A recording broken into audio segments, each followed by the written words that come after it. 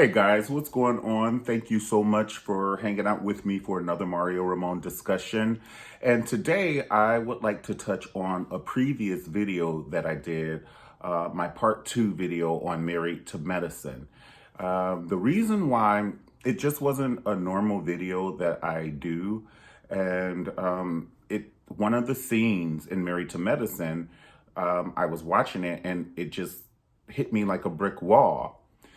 And it's domestic violence. I want to talk about domestic violence today.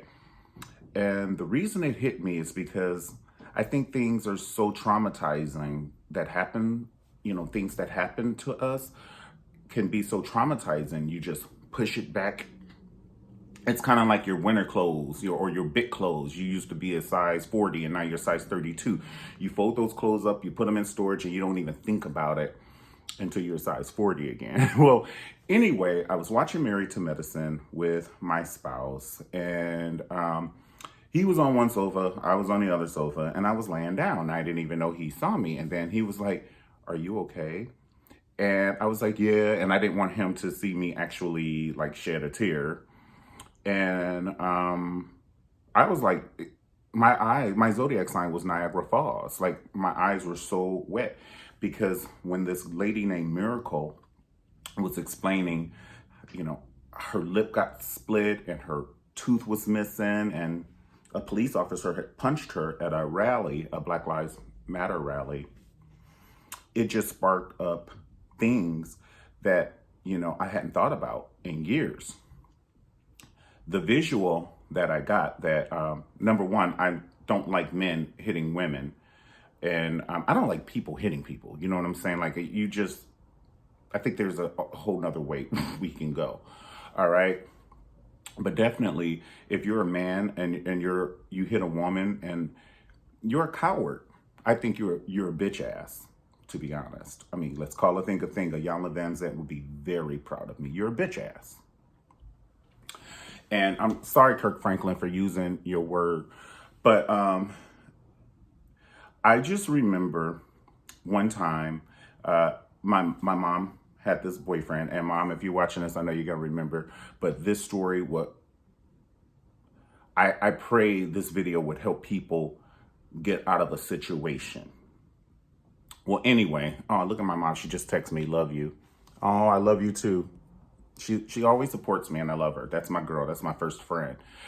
But my mom is my first friend. And she's my mom. And before I had other siblings, that was just my ride or die. You know what I'm saying? I color, I dance. I'd be like, look at this, and watch me sing and all of this stuff. And she would always do it. And look, she still texts me, "Have a wonderful day."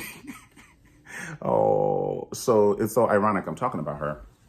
Well, anyway, my mom had this boyfriend, and I won't say that I seen them fight or anything, but there was this one particular time where he came to my grandparents' house, and my grandparents were there. And he walked into the kitchen and he punched my mom. And my mom slid down and she was unconscious. Well, I don't know what the hell unconscious is, and I don't understand what's going on. All I know is this motherfucker is hitting my mom. And my mom slides down. So I thought my mom was dead. And she's sitting there in between the cabinets and shit. And so my grandfather, he went ballistic. He was like, "Motherfucker, no, you didn't." And he went upstairs. And we all know when he goes upstairs what he's going to get. He is not coming back down with a Coca-Cola. And all I heard was my grandfather walk down the stairs, and I heard, and he had a shotgun. He had a rifle. This shit escalated really fast in my baby mind. And so my mom's boyfriend, he ran out the house, which he lived on the same street. Well, his parents lived on the same street. He runs out the house and he runs towards his parents' house. And my grandfather is still walking out with the rifle. And I'm like, oh my God, my mom is dead. First of all, he punched my mom. I have to grasp that. My mom is dead. And my grandfather is about to shoot this man. He's about to die. I don't know what's going to happen to my grandfather. I just felt And so that was so traumatizing. And then I won't forget, my mom had to go to church. I know my mother don't even think I remember this because but my mom had to go to church with a patch over her eye. And of course, ladies, stop defending your abuser. I was picking up some sugar and the thing fell to hit me in the eye. No, it didn't. Stop protecting people who hurt you. Stop it. Even if you say, don't protect anyone who hurts you. And don't let your children see this. Like, don't let your children see another man be disrespectful. Because number one, it is going to piss the children off, but they're going to start disrespecting you, and they will disrespect other people because it's a learned behavior. And they're like, well, if it's good enough for my mother, it's good enough for you. Or it's their sense of normal. Don't let abnormal be normal. So, I haven't even talked to my boyfriend about this, because he still don't know why I was upset watching that scene. And I was just going to do the review and talk about it. And I was just going to try and escape over that part. But then I just got more and more pissed. I got pissed that guy hit my mom. I got pissed, that the police officer hit that lady. And the police officer is a person that's of authority. And like I said in the video last night, people of authority do not need to abuse their authority, whether you're a professor, a judge, a police officer, a parent, a teacher. If you're a person of authority, a priest, a pastor, a reverend. Did you hear about the priest that had sex in the pulpit with the two dominatrix? Oh, we're going to do a video about that later on today. Don't you worry. Okay? Don't you worry. So that's why, and all those emotions and I was trying not to, honestly, I'm gonna tell you the truth. I was trying not to cry because if I don't want my boyfriend to see me cry, I don't want you to see me cry. You know what I'm saying? But I was already in the video, and it's okay. It's okay to show your emotions. And if you're passionate, it's okay to have feelings and release them. And if I had kept all that shit in, I probably would have had a horrible day if I didn't release it. You know what I'm saying? So I'm just talking about it now. And ladies, if you're in an abusive relationship, and it can be any type of abuse, sexual, verbal, mental, physical.